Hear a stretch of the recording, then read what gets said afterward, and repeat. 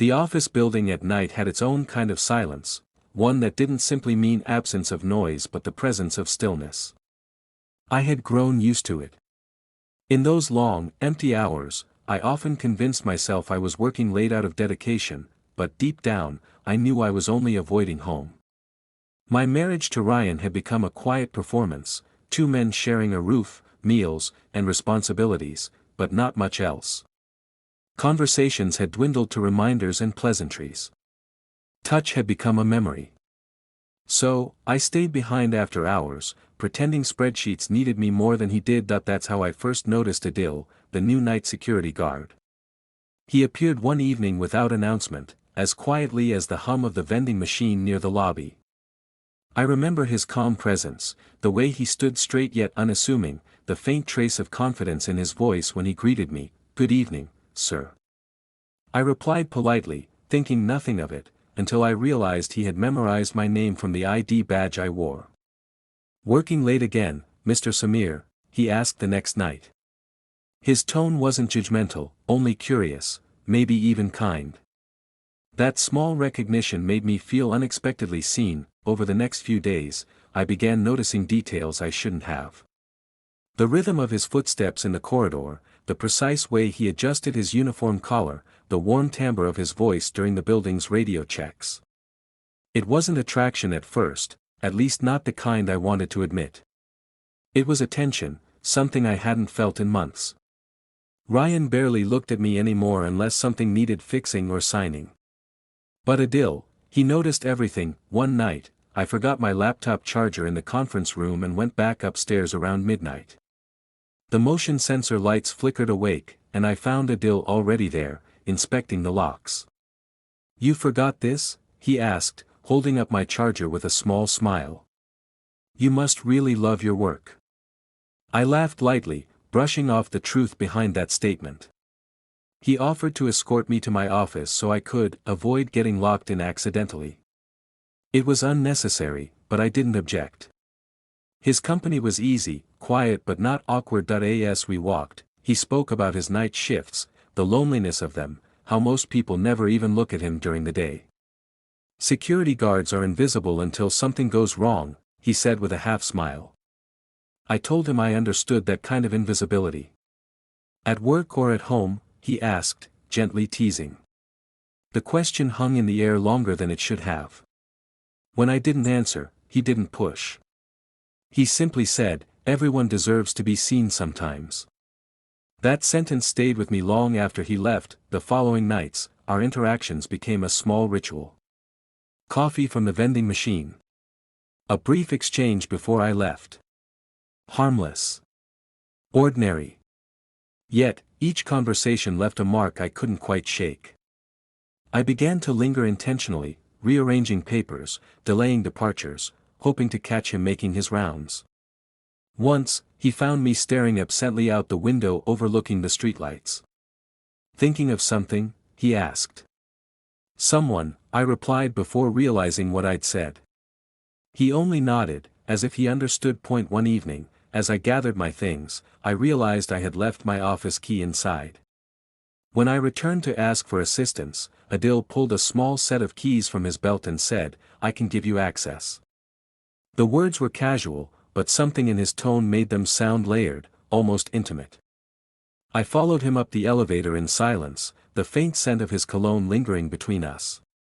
When he unlocked the door and handed me the key, his fingers brushed against mine, barely a second of contact, yet it felt charged, deliberate. I thanked him quietly, pretending it hadn't meant anything. He smiled again, that calm, knowing smile, and said, "Be careful, sir. Long nights can make people do strange things." I didn't sleep that night.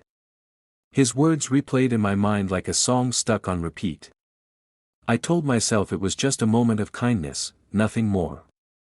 But when I arrived at work the next evening and saw him standing by the glass doors, waiting to greet me, I felt something shift, an awareness I couldn't name but couldn't ignore either. As the lights dimmed across the building and the world outside disappeared into the dark, I found myself looking for his reflection in every glass surface, listening for the echo of his steps. It was just another night. Or at least, that's what I told myself.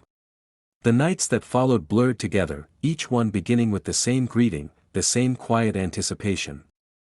What had started as chance encounters became a silent pattern. I told myself it was coincidence, that Adil just happened to be near the lobby whenever I decided to leave. But deep down, I knew better. I wanted him there. His presence had become a fixture in my otherwise hollow evenings that he remembered small things. How I liked my coffee, that I hated fluorescent lights, that I preferred the silence of the upper floors.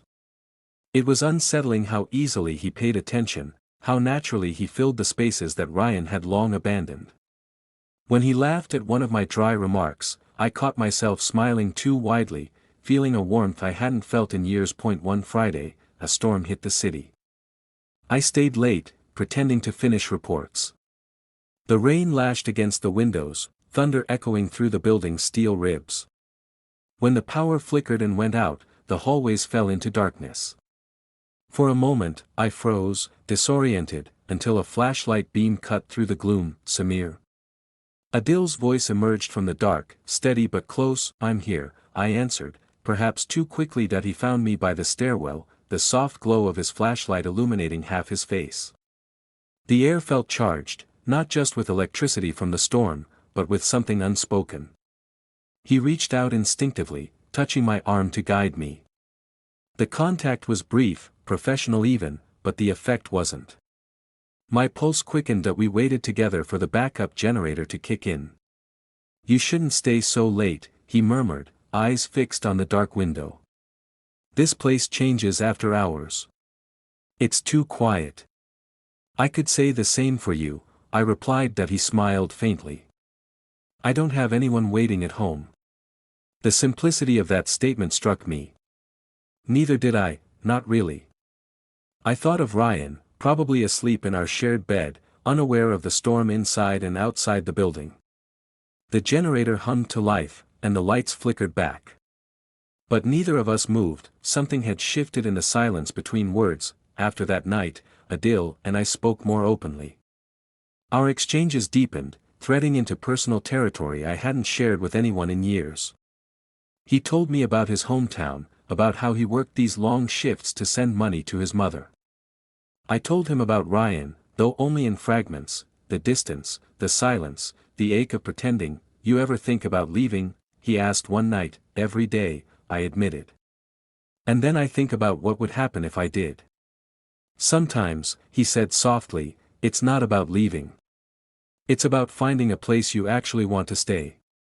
His words lingered like a confession that it wasn't long before he began texting. It started innocently, "Long night?" or "Coffee break?" Simple things that soon carried heavier meanings. I caught myself waiting for those messages. Deleting them felt like hiding something sacred, not shameful. I was crossing invisible lines, one reply at a time. One evening, when the lobby was empty and the city outside lay muted under the rain, I offered him a seat in the reception area. We talked for nearly an hour, about everything and nothing. The hum of the vending machine, the scent of stale coffee, the quiet of the building, it all felt suspended in time. As I stood to leave, he stopped me. "Samir," he said, his tone careful. "You know you don't have to explain yourself to me. Whatever this is, it's safe here." I wanted to believe that. I wanted to think that the feelings forming between us existed in some protected corner of the night, untouchable by daylight or consequence. But I knew better. I was giving him access to my hours, my thoughts, my loneliness. And there was no undoing that. When I reached home, Ryan was still awake. He asked if I'd eaten, his voice polite, distant. I said yes, though I hadn't. We exchanged small words that felt rehearsed. As he turned away, I caught a reflection of myself in the hallway mirror, eyes tired, expression unreadable. I realized then how easily I had learned to live a double silence, one at home, one at work. That night, my phone buzzed once more. "You forgot your access card again," Adil had texted. Before I could stop myself, I replied, "Maybe I just wanted a reason to see you tomorrow." I watched the typing indicator flash, then disappear. His final message came through a minute later. "Then I'll be here. Same time." The words shouldn't have meant anything, but they did. That IT was no longer about access to a building, that IT was about access to something far more dangerous, and I had just granted it. Days turned into weeks, and what began as stolen moments evolved into a rhythm neither of us dared define.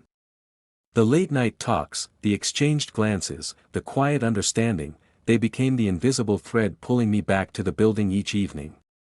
What I once called overtime had turned into something more, a need, a ritual, a confession without words. Adil never asked for promises, and I never offered any. Perhaps that was what made it feel safe, like we were borrowing time, not stealing it. Yet every choice carries its own echo, and I could sense the reverberation approaching long before it arrived. One Thursday evening, Ryan called. His voice was polite but clipped. "Will you be late again?" "Yes." "Reports," I said automatically. There was a pause, the kind that carries unspoken truths. "Samir," he said softly, "I'm not sure what we're waiting for anymore." The line went quiet after that. That night, when I saw Adil in the lobby, I tried to hide the unease. But he noticed instantly. "Everything all right?" "Just a long day," I lied. That he studied me for a moment, then handed me a cup of coffee. "You don't have to talk about it. Just, don't keep it all in." We sat in silence, the hum of the lights filling the space between us. For the first time, I realized how dangerous comfort could become when it arrives disguised as care. The following week, Ryan appeared at my office unexpectedly. He said he wanted to surprise me, bring dinner. I felt my pulse spike the moment I saw his car outside. My two worlds, carefully separated, were about to collide. As I met him in the lobby, I noticed Adil standing by the security desk, his expression unreadable. For a second, his gaze met mine, calm but questioning. Ryan turned to him politely. "Evening. I'm here for Samir." Adil nodded, professional as always, though I caught the faint tightening of his jaw. That we sat in the lounge, eating in silence. The food was good, but my throat was tight. Ryan tried to make conversation, his voice gentle, uncertain. "You seem distracted lately," he said. "Is it the job?" I wanted to tell him the truth, that the job wasn't the problem, that I had found warmth in a place I shouldn't have. But honesty felt like cruelty. So I said, "Just tired." When we left, Ryan's eyes lingered on Adil for a moment too long. Something unspoken passed between them, not recognition, but intuition. As we stepped into the elevator, he said quietly, "You don't even look back when you leave anymore." That night, I couldn't stay late. I couldn't risk it. But when my phone vibrated with Adil's message, "You didn't say goodnight," I felt the weight of everything I'd allowed to grow in the dark. I didn't reply. Not that night. 2 days later, I found Adil waiting by the glass doors, his usual calm replaced by something heavier. "I heard you're leaving early these days," he said. "Things are complicated," I replied. "They were always complicated," he said quietly. "That's what made them real." I didn't know what to say. He stepped closer, not enough to touch, but enough to feel the distance shrinking. "You gave me access, Samir," he said. "But not permission to stay." It was a truth I hadn't prepared to face. I had invited him into my nights, my silence, my hidden corners, but I couldn't give him permanence. We stood there, two men suspended between choice and consequence. "I'm sorry," I said finally. He smiled faintly. "Don't be." We both knew the door was never really open. The next evening, he wasn't at the lobby. His absence was louder than any conversation we'd ever shared. The building felt colder, emptier. I left early, unable to bear the silence. At home, Ryan sat on the couch, looking at me with quiet exhaustion. "Do you still want to try?" he asked. I hesitated. "I don't know." He nodded, as if expecting that answer. "Then maybe we start with that." Not knowing. Later that night, I lay awake staring at the ceiling. The memory of Adil's words echoed softly in my mind, "You gave me access." It sounded less like blame and more like understanding. That I realized then that infidelity doesn't always require betrayal of touch, sometimes it's a betrayal of silence, of what we choose to share and what we choose to hide. Weeks passed.